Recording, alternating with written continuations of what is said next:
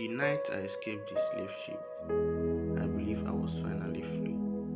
But the truth I discovered on the shore was worse than the chains. I was only 14 when my word ended. Our village sat near a river that flowed toward the great waters of the Niger Delta. We lived quietly. My father was a fisherman. My mother smoked fish and traded them in nearby markets. Life was simple. In the mornings, we paddled our canoes. In the evenings, we sat around the fire and listened to elders speak about the spirits of the forest. Back then, the ocean was only a rumor to me. I had never seen it, but I have heard whispers about strangers who came from the sea, men with pale skin, men who arrived in giant wooden ships. The elders did not like talking about them. Whenever someone asked questions, they would simply say, "Stay close to home." I did not understand why until the night everything burned. It began with dogs barking, then shouting, then the sounds of the feet running. I woke up to smoke, feeling our hot. My father grabbed my arm. "Run to the forest," he said. But we were already too late. Men burst into the village, carrying torches and weapons. Some carried guns, others carried machetes. They were not white men, they were Africans. Some wore clothing from villages I recognized. I heard someone scream my father's name. Then I heard a gunshot. My father pushed me forward. "Run," he shouted, but strong hands grabbed me from behind. I fought. I kicked. I beat one of them. They hit me hard in the head and tied my hands. When I woke up again, the village was quiet. Too quiet. Smoke rose into the night sky. Many people were gone. Those of us captured were forced to stand together. Women, children, young men, we were tied with ropes around our necks like animals. That was the moment I understood something terrible. This was not a simple raid. We were being taken somewhere. We walked for days, sometimes through thick forests, sometimes along narrow paths between villages. If anyone slowed down, they were beaten. If anyone tried to run, they were dragged back. One old man collapsed during the second day. The guards did not help him. They left him where he fell. By the fourth day, I could smell something strange in the air. Salt. The wind felt different. Then we heard it. A deep, endless roar. The ocean. It was the first time I had ever seen it. The water stretched farther than my eyes could see. But the ocean was not what terrified me. The ships were. They were massive wooden monsters sitting on the water. Their tail masts reached into the sky.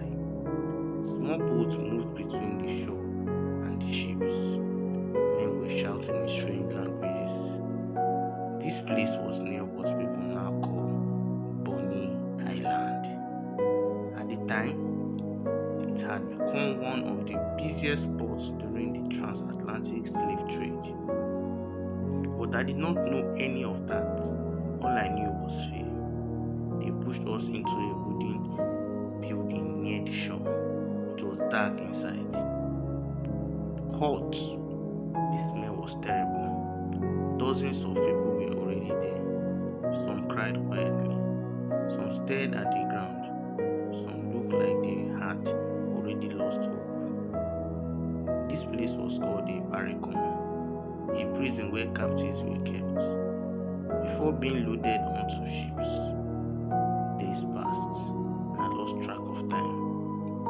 Every morning, the traders came to inspect us. They looked at our teeth. They touched our arms and legs. They talked about us like we were goats in the market. One evening, an old man sitting beside me whispered something. "Young boy," he said softly. "Yes? Do you know who captured us?" "Raiders," I said. He shook his head slowly. "No." He pointed towards the door. "Some of those men outside are from villages near yours." I felt a cold wave run through my body. I wanted to believe he was lying, but deep inside, I already suspected it. Then the storm came. The sky turned dark. Wind shook the walls of the barracoon. Rain began falling heavily. The guards outside were shouting as they tried to secure their boats. That was when I noticed something strange. A part of the wooden wall had broken slightly. The storm had loosened it. A small gap appeared between the boards. Two other captives saw it too. One was a tall man with scar marks on his face. The other was a young woman holding a crying child. We looked at each other. No one spoke, but we all understood the same thing. This might be our only chance. The tall man slowly pushed the broken board. It moved. The gap widened. Rain poured inside. One by one, we squeezed through the opening. Outside, the storm covered our movements. We ran towards the dark trees near the shore. Suddenly, a shout came from behind. "Stop!" One of the guards had seen us. The tall man ran ahead. A gunshot exploded through the rain. He fell instantly. The woman tried to run with the child. Another gunshot. She collapsed. I did not stop running. Fear pushed my legs faster than I had ever run before. I dove into the thick bushes near the shoreline. My heart pounded so loudly, I thought the guards would hear it. But the storm was too strong. The rain washed away my footprints. The shouting slowly faded. I was alone. I stayed hidden until the rain slowed. Then I slowly crawled toward the edge of the forest. From there, I could see the shore clearly. What I saw next changed my life forever. Several men stood near the trading post, speaking with white traders. Lanterns lit their faces. One of them looked familiar, very familiar.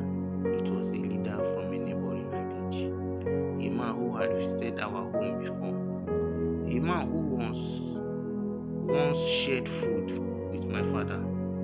He was smiling as he counted goods, guns, clothes, metal. The white traders nodded as more captives were brought forward. That was the moment something broke inside me. Until that night, I believed the strangers from across the sea were the only evil in this trade. But standing there in the darkness, watching men from our own land selling other Africans, I understood a harder truth. Greed had many faces. I left that place before sunrise. I ran deep into the forest. For days I survived on fruits and river water. Eventually, I found another village, Far Island. The people there took me in, but I was never the same again. The boy who left his village died the night of the raid. The boy who escaped the slave ship carried a different kind of knowledge. Years later, I learned more about what happened during that time. Ports like Bonny Island and Calabar became major centers where captives were sold to ships crossing the Atlantic. Millions of Africans were taken from this coast over hundreds of years. Some never survived the journey. Some survived but never saw their homeland again. Whenever I stand near the ocean now, I still hear the wind moving across the water. It sounds peaceful, but if you listen carefully, you may hear something else. Chains, crying, the echoes of people whose stories were never told. And sometimes I remember that stormy night. The night I escaped the slave ship. The night I learned that freedom is not only about escaping chains. Sometimes freedom is simply surviving long enough to tell the truth.